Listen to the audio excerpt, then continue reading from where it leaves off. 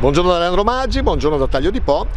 A molte famiglie del paese sono arrivate delle lettere come questa, praticamente da 21 Rete Gas, dove ci dicono che fra poco sostituirebbero il contatore. Siccome in tanti hanno scritto a noi, la nostra redazione eccetera, ma ci dobbiamo fidare, è una bufala, è un bidone e quant'altro, e naturalmente per saperne un po' di più andiamo a ascoltare e sentire il primo cittadino del paese, il dottor Francesco Siviero, che ci spiega se ci dobbiamo fidare o meno di questa lettera, se possiamo aprire la nostra casa e possono sostituire appunto questi contatori, e chi meglio appunto del sindaco ce lo può dire.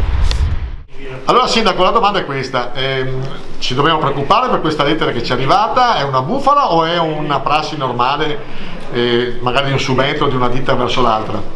Praticamente la gestione di Edison precedente è stata assorbita da questa nuova azienda che è Rete 2i, quindi non riceverete più anche la bolletta da parte di Edison, ma la riceverete da questa nuova ditta Rete 2i o dal gestore che avete.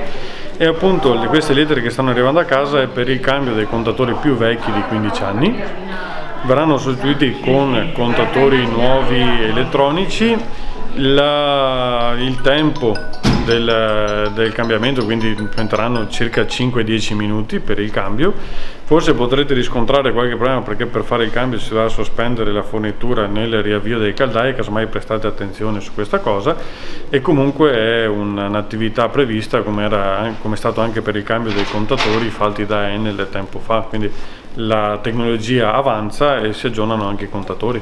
Quindi massima tranquillità. Sì, sono operatori formati, insomma vi arriverà la comunicazione a casa. Se comunque avete qualsiasi dubbio non preoccupatevi, potete chiamare o il 112 o magari nell'orario di apertura chiamare qua in comune.